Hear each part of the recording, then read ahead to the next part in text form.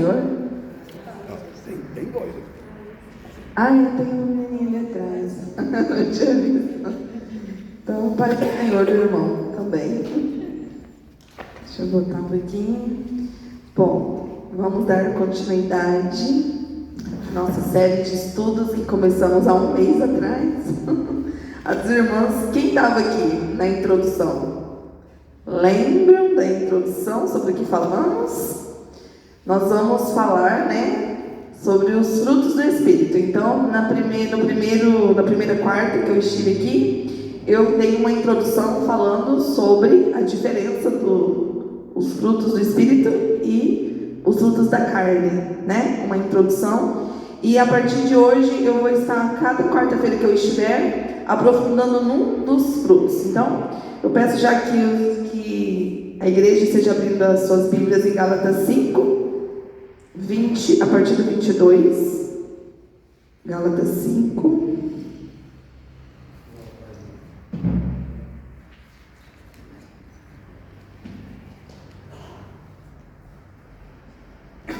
Gálatas fica depois de 2 aos Coríntios, segunda carta aos Coríntios, 5.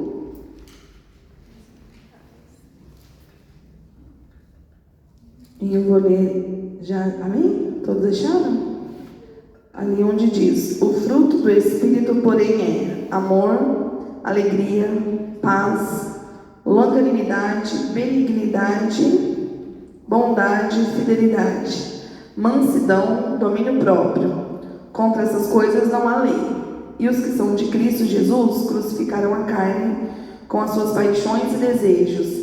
Se vivemos no Espírito, andemos também no Espírito. Não nos tornemos convencidos, irritando-nos uns aos outros, invejando-nos uns aos outros. Se a gente voltar ali no início ali do capítulo 5, fala sobre a liberdade em Cristo, Que Cristo já nos libertou para que de fato nós sejamos livres.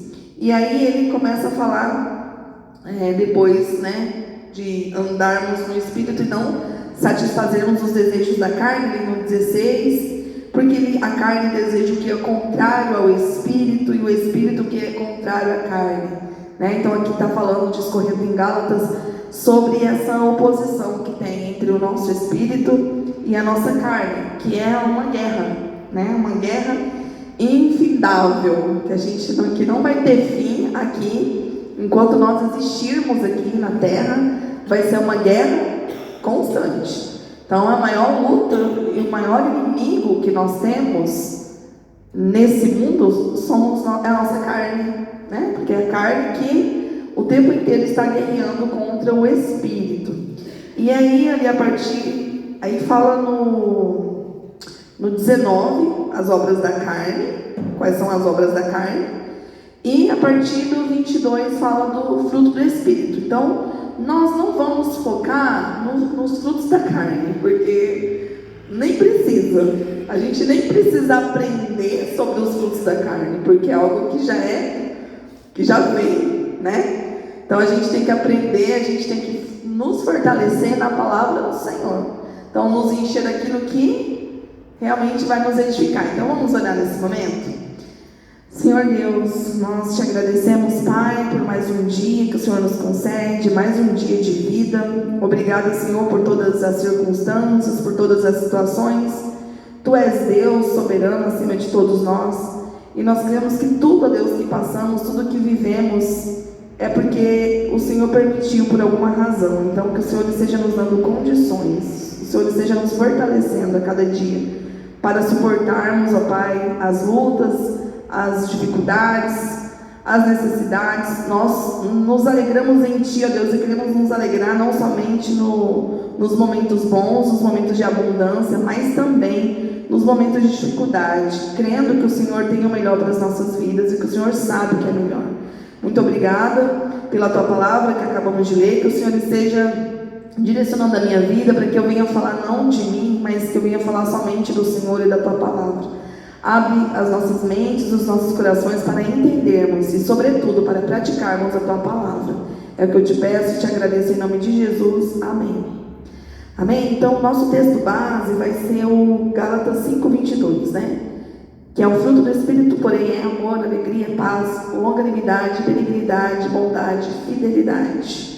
O 23 também, mansidão, domínio próprio, contra essas coisas não há lei. Então aqui fala dos frutos do Espírito. Então a gente fazer uma breve introdução, que falando sobre o amor, que ele já está ali, ó, o fruto do Espírito, porém, é amor. Então o amor, que é o que nós vamos falar hoje em específico, né, mais aprofundado, ele é o primeiro aspecto citado pelo apóstolo Paulo ao descrever o fruto do Espírito. Então ele está descrevendo o fruto do Espírito.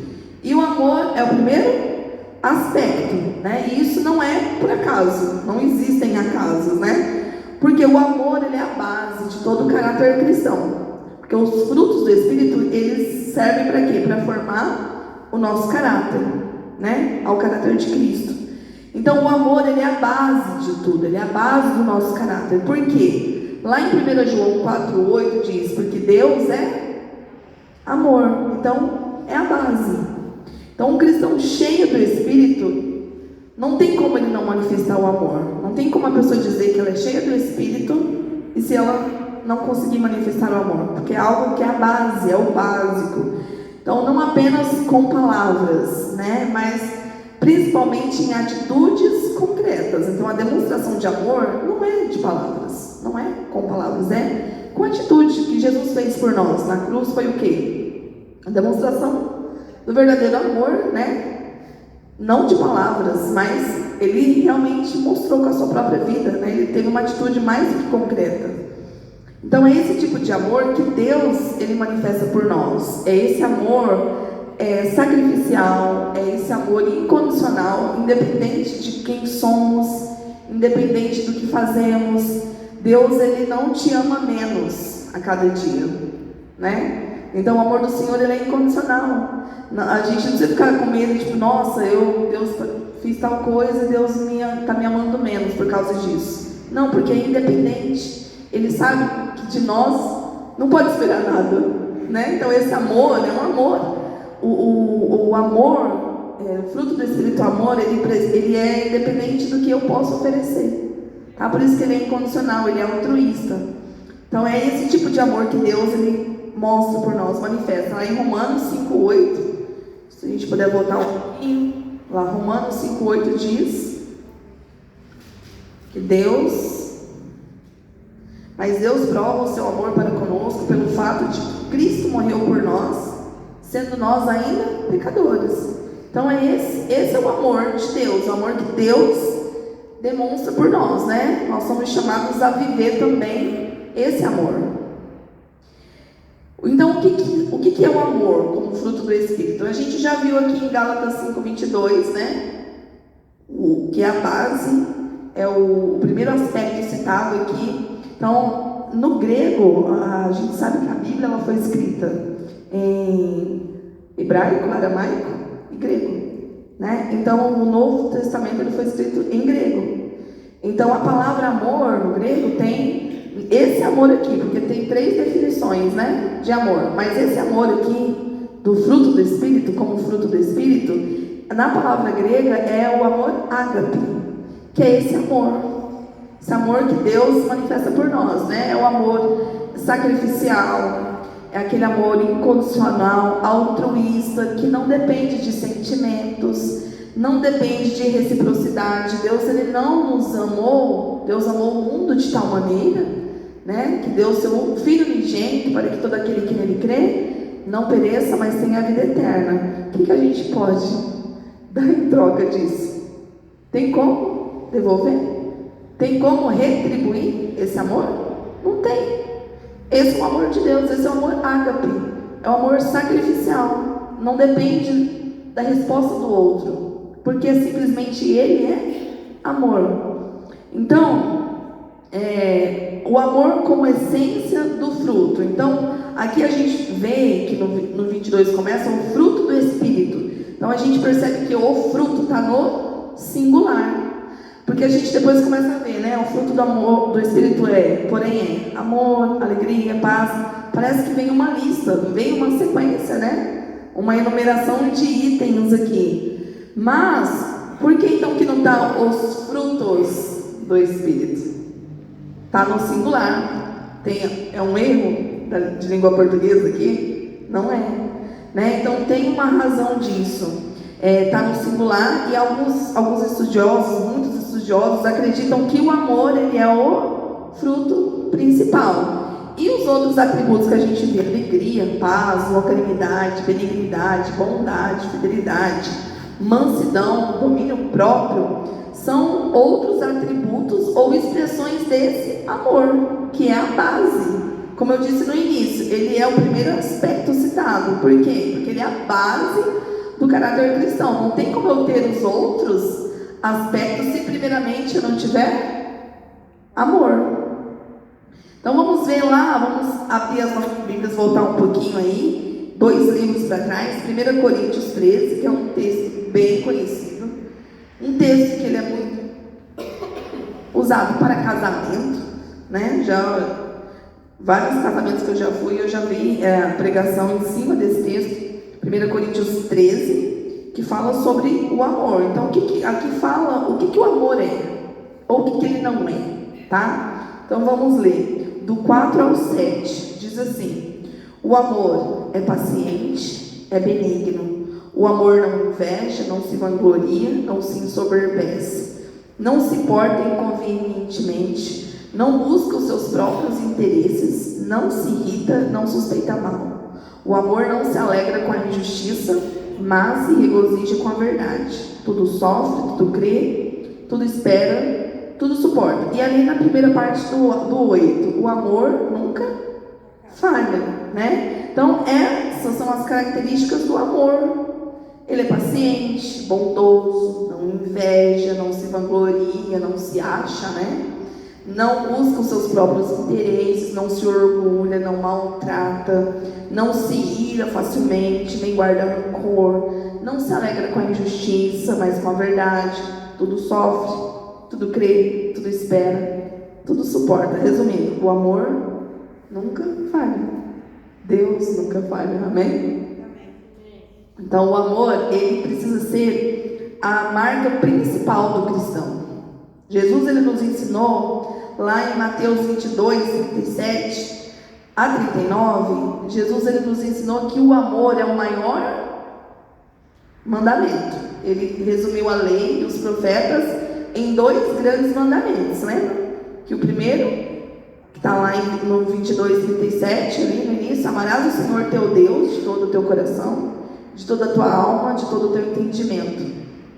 Este é o primeiro e grande mandamento. O segundo, semelhante a este, é: amarás o teu próximo como a ti mesmo. Então Jesus, ele resumiu a lei e os profetas nesses 2 grandes mandamentos, né? Porque se a gente observar os 10 mandamentos, do primeiro mandamento até o 4º mandamento, fala do meu relacionamento com Deus. Não terás outros deuses além de mim. Não se prostrará diante de imagens. Não usará o nome do teu Deus em vão, né? Guardarás. Não, como que é o 4º lá do sábado?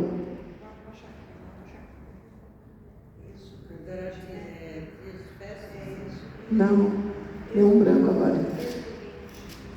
Êxodo 20, mas fala do 1º ao 4º mandamento, o meu relacionamento com Deus. E do 5º até o 10º fala do meu relacionamento com o próximo. Que fala no 5º, né? Para honrar pai e mãe. Aí não matarás, não furtarás, não desejarás nada do teu próximo, né? Então isso, ele resumiu 10. Se a gente for olhar do 1 a 4, fala do meu relacionamento com Deus, né? Porque se eu amo a Deus acima de todas as coisas, eu não vou me prostrar diante de imagens, eu não vou adorar outros deuses, porque eu amo ao Deus único e verdadeiro, né? Achou, irmão, o 4º? Então, é bem complexo aqui, mas o 4º era 6 dias trabalharás e farás pela tua obra. Guardar o sábado, né? Que é o do descanso, né? Lembra-te do dia de sábado. Isso, que é o 4º.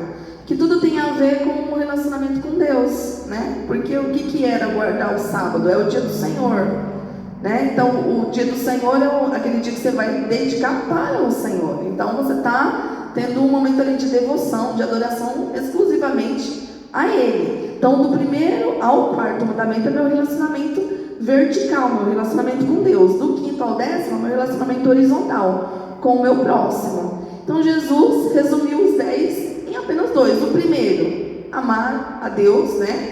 De todo o teu coração, de toda a tua alma, com todo o teu entendimento, com todas as tuas forças. Este é o primeiro e grande, que é como se fosse do 1 ao quarto. E o segundo, amarás o teu próximo como a ti mesmo. Se eu amo o meu próximo como a mim mesmo, eu vou honrar meu pai e minha mãe, que é meu próximo.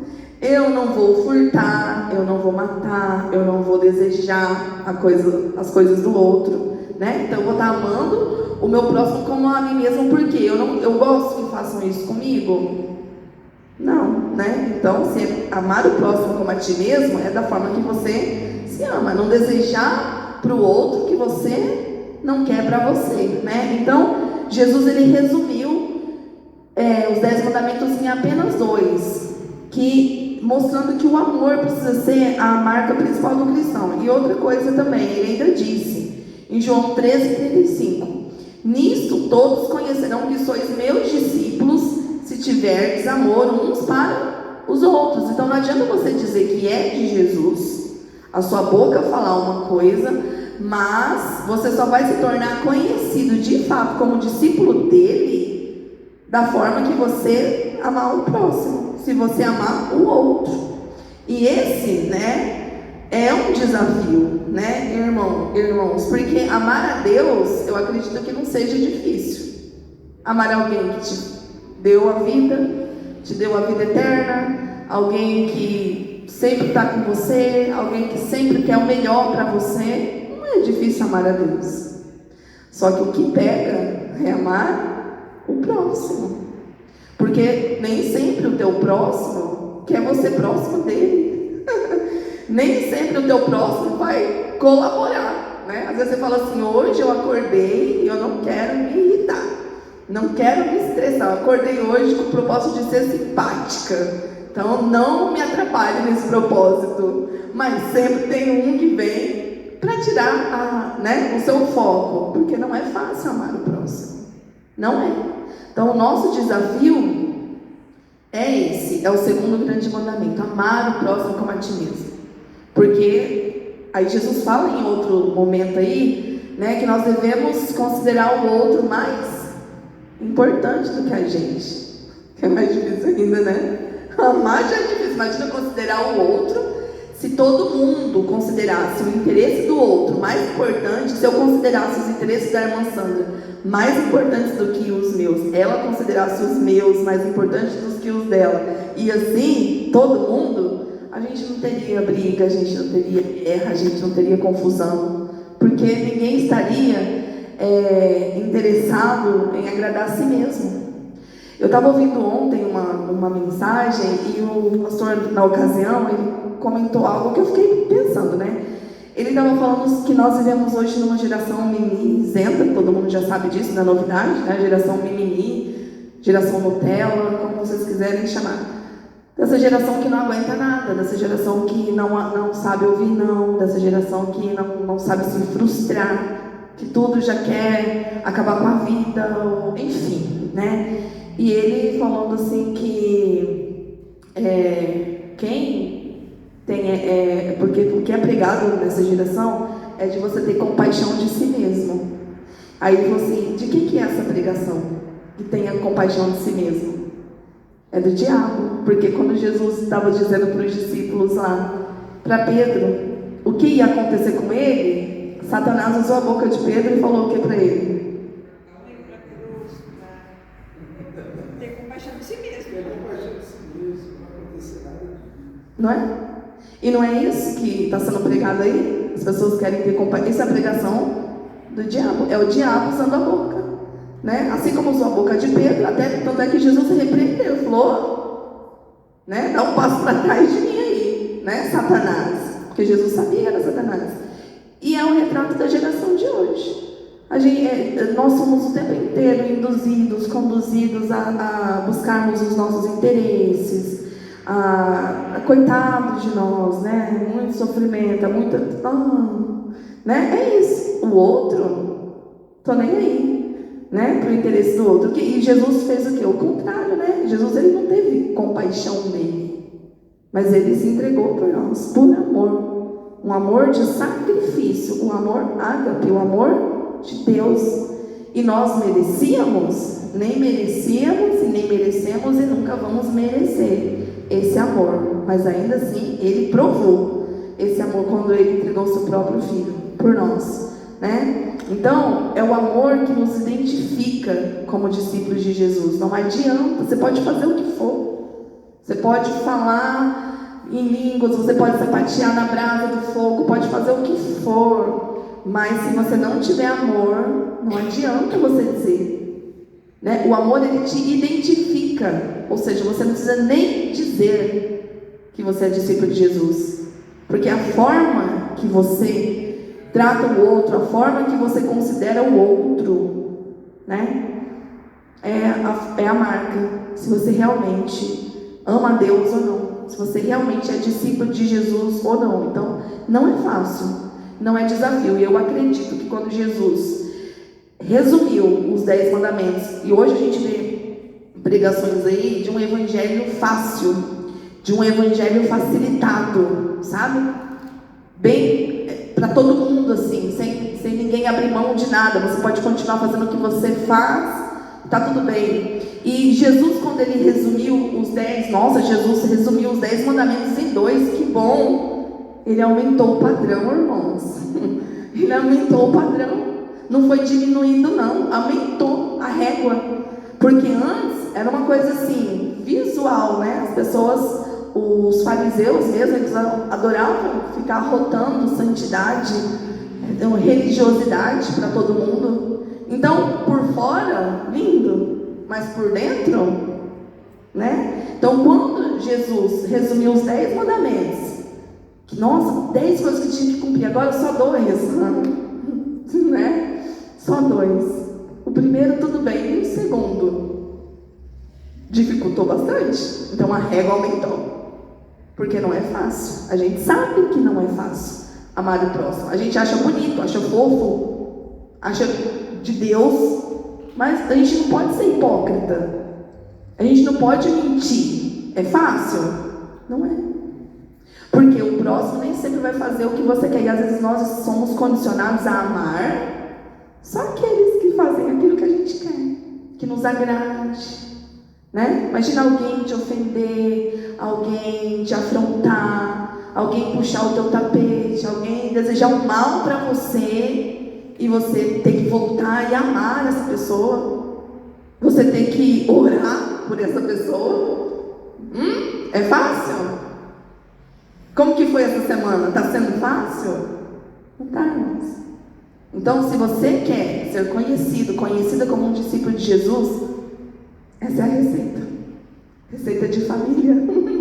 É uma receita milenar, tá? Aí não tem o que fazer. Não tem como dizer, tem uma brechinha aqui, vamos falar na lei, vamos procurar uma brecha, um jeitinho brasileiro. Não tem. Porque o céu é de Deus. E entra só quem atingir. Isso aqui é discípulo. Se eu digo que eu sou de Jesus, que eu já fui redimida, né? Que eu estou nesse processo de santificação, Deus sabe qual é o processo que cada um aqui dá, né? Mas eu preciso praticar, não adianta. Então, quando a gente ora, Deus, nos ajude não somente a entender a Tua palavra. Sabe por quê? Porque de entender a gente já entendeu. A gente entendeu o recado. Já entendeu a mensagem. Mas não é só isso. Vem a parte 2, que é o praticar. Como é difícil praticar. Se fosse só de entender e ir lá fazer uma prova, todo mundo passava, né? Porque está sendo martelado o tempo inteiro, todo mundo já sabe. Agora, vamos lá, o pastor prega aqui o tempo inteiro, né? A gente já está muito bem de palavra. Aí, pastor, vem aqui, pastor, vamos me ajudar agora aqui a praticar. Me ajuda, pastor, né? Porque aí a gente conta com a graça de Deus nesse momento, é onde a graça de Deus entra. Porque hoje pregam sobre a hipergraça, a supergraça, que tudo, que a porta estreita se alargou. Não. A graça de Deus, ela serve para nos ajudar a praticar. Porque Deus, ele olha para nós, ele fala, não tem condição. Só que ele deseja que nós o busquemos e que nós peçamos ajuda para ele. É onde vem a graça de Deus. Ele fala, não, Senhor, me ajuda a praticar. Tá difícil, me ajuda. Ele vai te ajudar. Mas você tem que reconhecer que precisa.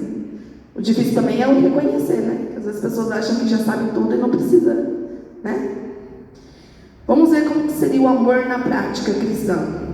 Amar como fruto do Espírito não é apenas um sentimento, mas é uma decisão diária de obedecer a Deus, mesmo quando isso exige sacrifício. Então, para você cumprir o segundo grande mandamento, você também tem que estar, né? Porque não é só de palavra. Então, Deus, ele te conhece, ele sabe das suas fraquezas, das suas limitações, muito mais que você.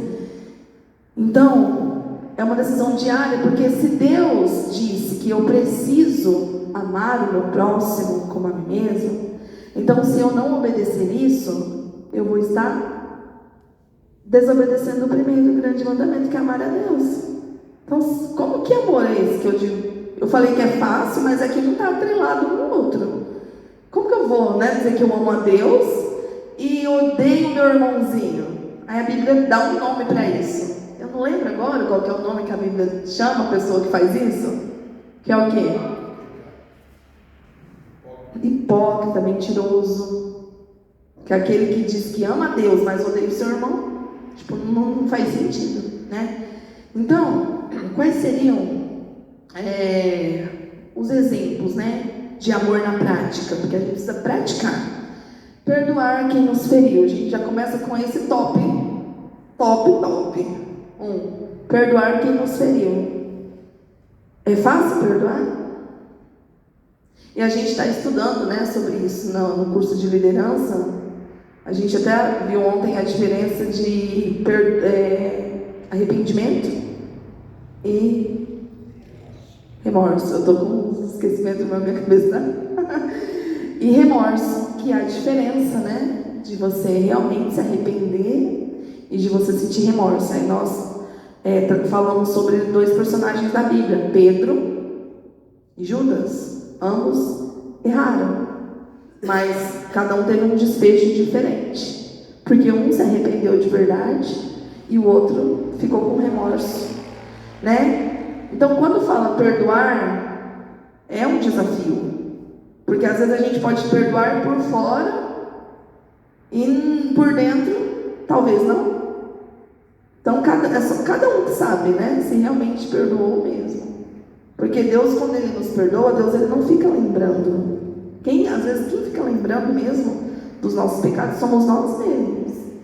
Porque às vezes a gente dá ouvido para o acusador, né? E a gente fica ressuscitando coisa lá de 1900 e não sei quando. Deus já perdoou, mas às vezes a gente não se perdoa, né? Então, perdoar quem nos feriu. Quantas pessoas não carregam traumas de infância nas suas vidas? Quantas pessoas sofrem na vida adulta porque carregam traumas de infância? Então, isso precisa ser resolvido, porque enquanto não resolver, você vai continuar sendo vítima desses traumas. Aí a gente entra na onda do mimimi, né? Ai, o que fizeram comigo, o que meu pai fez comigo, o que minha mãe fez comigo, mas já passou, não já? Você tem como mudar o passado? Ninguém tem como mudar o passado. Você tem como viver o presente. Tem duas coisas que você não pode mudar: é o teu passado e nem o teu futuro, né?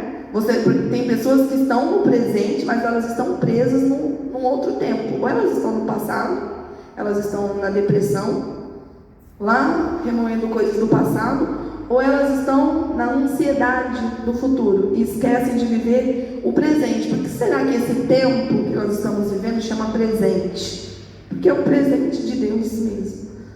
E às vezes a gente está deixando o presente de Deus passar, porque a gente está preocupado com coisas que já passaram, com coisas que vão vir, que não nos pertencem, né? Então, perdoar, a gente precisa perdoar, para eu mostrar que eu amo a Deus né? E amar o meu próximo, eu preciso perdoar, de verdade. Então, se tem alguém na sua vida que você acha que você já perdoou, mas que você ainda tem dúvida, pergunta para Deus, falando: Senhor, tira isso, limpa, vem me curar verdadeiramente, né? Eu sinto, Deus, que quando eu paro para pensar nisso, isso ainda dói, isso ainda incomoda. Tenta resolver isso, não carregue isso com você, não leve isso, porque isso é um peso. Então a gente precisa se libertar disso.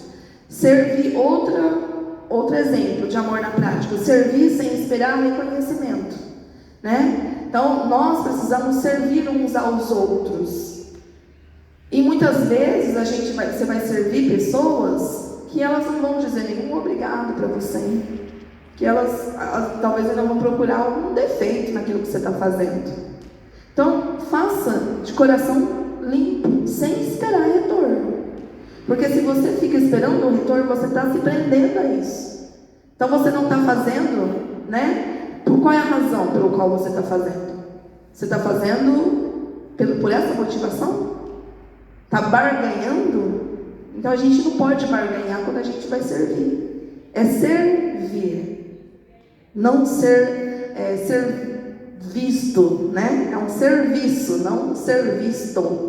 As pessoas querem serem vistas. E não, é servir. Então a posição de servo. Quem é o servo? Se a gente for olhar na história, o servo era aquele que ele era mudo, estava ali, mas não estava, né? Era uma presença que não era notada, uma presença que não, na casa do seu Senhor, né? Então, servir sem esperar reconhecimento é um verdadeiro amor.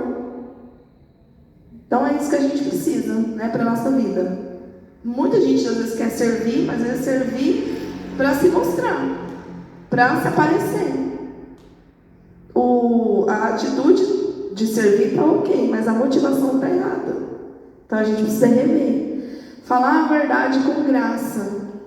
Nós precisamos falar a verdade, sim, mas com graça, com misericórdia, né? Então às vezes, não, eu tenho que falar a verdade mesmo, eu falo na cara da pessoa.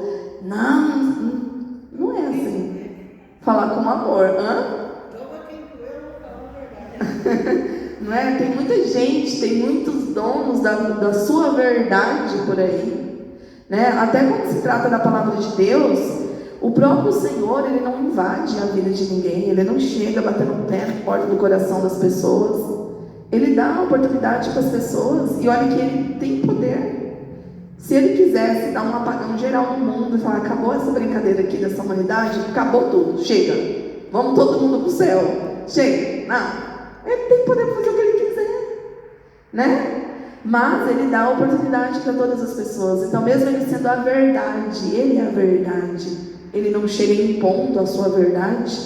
E às vezes a gente quer impor a nossa verdade, né? Às vezes a gente até no servir o Evangelho para as pessoas, porque quando a gente evangeliza, a gente está servindo o Evangelho para as pessoas. Você vai ouvir muito não, você vai ouvir muita coisa, e isso dói no nosso coração, porque as pessoas, elas não estão falando isso para nós.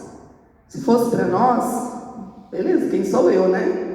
Mas elas estão falando para Deus. Porque quando você vai falar de Jesus para alguém, a pessoa, ela fala não, que não quer, não é para você que ela está falando, é para Deus. Então isso dói no nosso coração, né? Mas a gente não pode usar também a palavra de Deus como uma ferramenta para ficar falando aquilo que a gente quer, a nossa verdade, porque a Bíblia é a palavra de Deus, mas tem muita gente que usa a Bíblia de forma errada para falar das suas convicções. A Bíblia, se você pode pegar um versículo da Bíblia, tem gente que pega um versículo, cria uma seita, cria uma igreja em cima de um versículo da Bíblia, totalmente fora de contexto. E é o que mais tem por aí. Se a gente for estudar realmente, né? O que mais tem por aí são seitas que tem meia verdade, entendeu? Maquiado ali, e a outra verdade, coisas deles. Entende? E está sendo enfiado, e tem muita gente que está presa nisso, fazendo coisas assim não seria rituais, mas assim, dogmas de coisas, porque acha que tá na Bíblia, porque a pessoa pega um texto isolado e diz que é isso. Tem várias religiões por aí fazendo isso. né? Então, quero impor a minha verdade usando a palavra de Deus, né? Então, falar da verdade com graça e acolher quem é diferente. Hoje nós vivemos um tempo disso aqui, que o mundo, aparentemente lá fora, parece que ele é mais acolhedor com o diferente, né? Que é isso que as pessoas acusam muito a igreja, de falar, a igreja tem que amar. Foca muito só no amor, né? Julga muito a igreja pela questão do amor. O que seria o amor? Porque o amor que falam lá fora é um amor deturpado. Que a gente está falando aqui do amor, o amor ágape, que é o amor sacrificial, o amor incondicional. Esse amor que as pessoas usam tanto, enche tanta boca para falar lá fora, do amor, não é esse amor. Não é. Entende? E aí querem enfiar a goela abaixo, né? As coisas, dizendo como que a igreja tem que ser, falando de um amor que, cadê a base? Não tem. Né? Só que nós que pregamos e que estamos procurando viver o verdadeiro amor, que é o amor de Deus, o amor ágape, esse amor altruísta, aquele que se entrega, nós precisamos sim fazer a diferença e acolher aqueles que são diferentes, em todos os aspectos, acolhimento. Então a igreja, ela é como se fosse um hospital. No hospital tem-se doentes. Ninguém que está bom de saúde vai para o hospital, a não ser que seja fazer uma visitinha rapidinho. Aí ninguém vai lá, eu vou me internar aqui no hospital. O que você tem? Nada, eu só quero me internar. Não existe isso, né? Então a igreja, ela é esse hospital. E nós que estamos aqui, e no hospital tem médicos, tem enfermeiros, tem pessoas servindo ali. Nós que estamos servindo aqui nesse hospital, que não estamos doentes ou tão doentes, né? A gente tem que acolher essas pessoas. Eu, quando criança, eu via cada coisa acontecendo na igreja que eu frequentava, que eu falava assim, mas isso é inaceitável, adolescente, né? Adolescente é o homem, né? Isso é inaceitável na igreja, porque a igreja é um lugar santo, um lugar... Amém? Mas a igreja, ela é um lugar das pessoas que estão arrependidas e querem uma mudança de vida. E nós, que já estamos num caminho, um passo um pouquinho mais na frente, a gente precisa dar suporte para essas pessoas, né? Então, por exemplo, na nossa igreja ou nas outras igrejas, é comum a gente ver pessoas, mendigos, homossexuais, outras pessoas que estão à margem aí, né, em igrejas. Assim, será que elas se sentem bem recebidas? Se chegasse agora aqui na nossa igreja um homossexual, como que seria a nossa reação? Se chegasse um mendigo agora aqui, qual seria a nossa reação? Eu lembro de uma pregação de um pastor conhecido aí, que ele foi pregar numa igreja, e ele ia ser o pregador da noite, né? Mas ele não foi, e a igreja, acho que a pregação, eles estavam fazendo uma conferência, alguma coisa, falando de amor mesmo, né? De evangelizar, essas coisas. E aí ele chegou numa igreja grande, cheia, ele chegou não como ele, vestido como ele que ia pregar, que todo mundo conhecia. Ele veio como um velhinho, assim, um senhor bem pobrezinho. Ele se fantasiou, ele se vestiu assim, bem... E ele chegou e ele começou a ver como que as pessoas tratavam ele, né? E aí, quando o pastor foi convidado a pregar, que ele foi lá, todo mundo que tinha meio que destratado ele, ficou tudo com a cara no chão. E aí ele pegou, deu uma na igreja, porque a igreja estava pregando uma coisa que ele não sentiu na prática. Né? Então, o Senhor, ele está aqui todas as vezes que nós estamos. E Ele também está nos observando para ver como que a gente trata aqueles pequeninos que estão chegando aqui. Como que a gente olha? E a gente está vivendo um tempo de muitas crianças também, né? Atípicas, crianças que têm alguma condição. E aí, como que a gente reage também? Né? Porque eu acredito não, tem muitas famílias precisando de acolhimento. Quem já foi mãe aqui sabe que criança não é fácil, né? Você tem que ter um preparo físico, Quando você for, ninguém avisa a gente, né? Mas deveria ter um curso para avisar quando você fosse ser mãe. Ó, tá preparado? Você quer mesmo? Porque agora é o momento. Porque é fofinho, mas você tá preparado? Porque primeiro que pai de criança não assiste culto assim, sentado pelo menos durante uns 3, 4 anos. Por aí, né? Assim, de sentar e ficar amém. Não consegue. Então você tem que estar preparado, né? Então, assim, a criança por si ela já tem uma energia diferente da nossa. Só que imagina, só que a criança ela tem essa energia, mas ela também é passível de correção, de instrução, né? Isso também não é uma desculpa para falar, tá bom, sinta-se à vontade na casa do Senhor, meu filho. Aí o filho sobe em tudo que é lugar, não é assim. A criança ela está ali passível de você estar ensinando, né? Que ela entende. Agora, crianças atípicas, elas não têm o mesmo entendimento que as crianças que não são neurodivergentes, né? E aí, às vezes a gente não tem paciência, né, com a criança que seria considerada normal. Imagina com uma criança que talvez ela não entenda a forma, que a forma de lidar com ela é totalmente diferente. E aí? Será que a gente está preparado para receber? Será que talvez Deus não mandou ainda porque a gente, né? Muitas. Sempre tem uma ou outra, mas assim, encher, porque as famílias, tem muitas crianças assim, tem muitas famílias assim, né? Eu já participei de vários treinamentos de inclusão na igreja, e tem um pastor lá de São Paulo chamado Glauco, que ele sai o Brasil inteiro dando palestras, né? De como a igreja criar um ambiente assim, acolhedor para essas crianças. E ele começou a trabalhar com crianças autistas na igreja dele, porque o filho dele é autista, só que o filho dele é grau severo, assim, que ele nem fala. Ele tem 18 anos e ele não fala. Então ele precisou buscar conhecimento para ele poder incluir o filho dele, né? Porque já é difícil foi difícil incluir na família, imagina na igreja. E ele conta o testemunho dele, e hoje ele faz esse trabalho nas igrejas, né? Dando esse suporte. E ele falou assim, olha, se tem uma coisa... Aí ele começou a conhecer as famílias dessas crianças. Ele falou assim, você tem uma coisa que toda segunda-feira eles estavam na clínica, porque toda segunda-feira eles tinham o encontro. Na clínica eles sempre tinha sala de espera, vários pais com crianças atípicas. Ele falou assim, tem muitas famílias que não querem sair de casa porque ela falou assim, nem eu dou conta, que dirá os outros. E aí é nesses consultórios que eles abriam o coração e desabafavam. E ele falou assim, mas pensa, se a tua igreja for uma igreja que vai acolher uma criança, olha o tanto de criança de família que não vai ser impactada, porque na segunda-feira, lá na clínica, eles vão falar, eu fui numa igreja assim assada, olha só. Existem muitas famílias que não estão congregando por conta disso.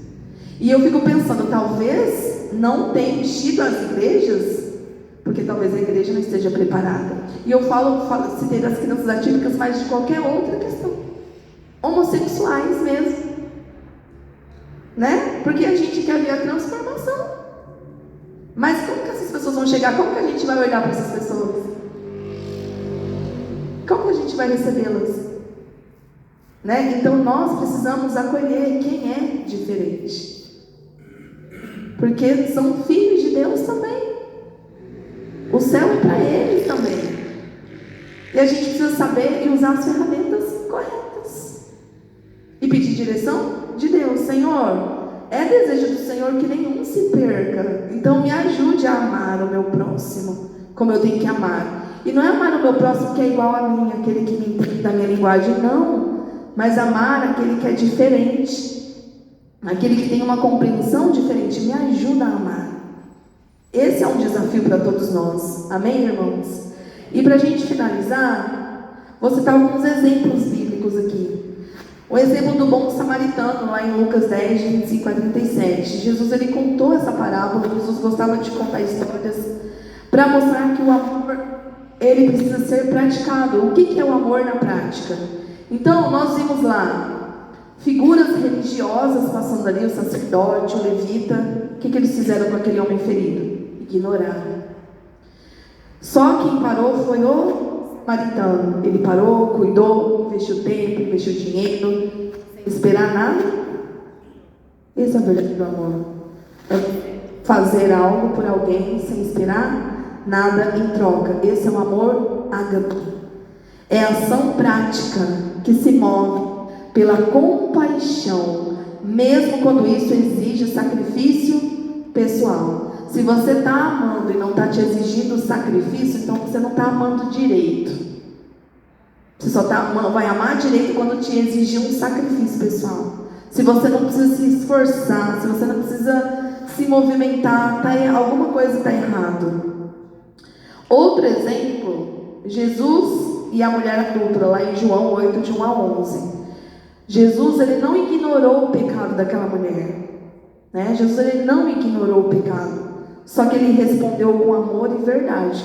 O que a gente tem que pedir é a mansidão de Jesus, é a forma assertiva que Jesus falava com as pessoas, né? De pedir, Deus me ajuda a falar de forma assertiva com as pessoas, porque às vezes nós estamos com a verdade, que é a palavra de Deus, mas às vezes na hora de a gente chamar, na hora de corrigir, às vezes a gente erra nessa parte, porque a gente não está falando como Jesus falava.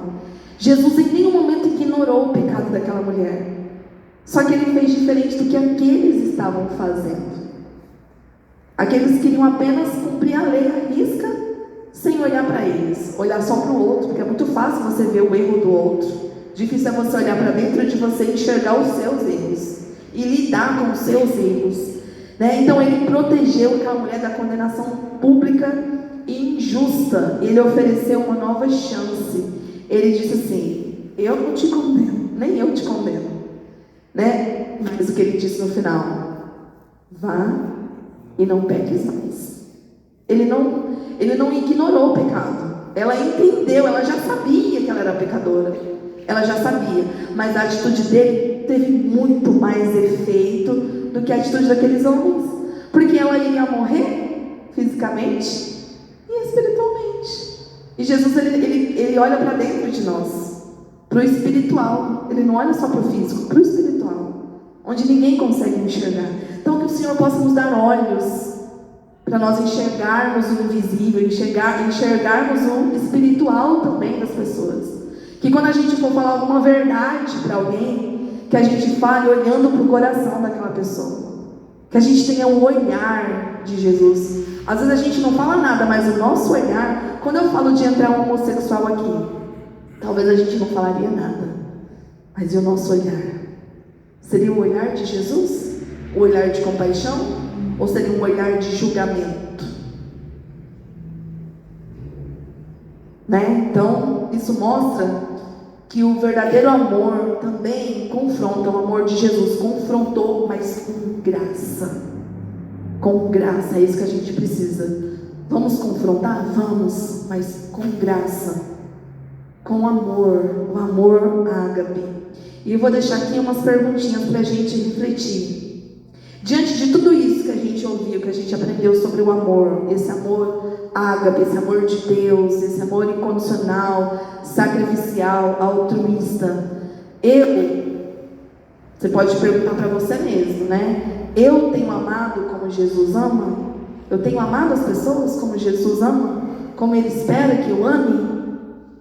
O meu amor, ele é condicional? Eu preciso de uma condição para amar? Ou ele reflete o amor ágape? Ou a forma que eu estou amando realmente é um amor como o amor de Deus? Em que área da minha vida Deus quer que eu pratique mais o amor? Porque não é só saber, é praticar. Mas em qual área?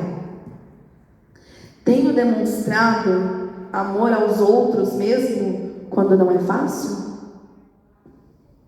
Tenho deixado o Espírito Santo produzir esse fruto em mim? Porque se é um fruto e a base do caráter cristão, ele precisa ser produzido. Mas o Espírito Santo, ele vai produzir isso em mim, se eu permitir. Eu tenho deixado?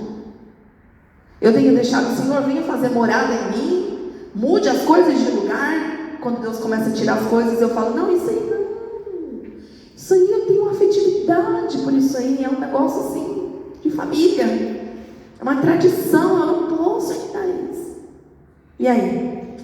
Tenho conseguido perdoar, acolher e servir? 3 verbos muito importantes para o cristão. Perdoar.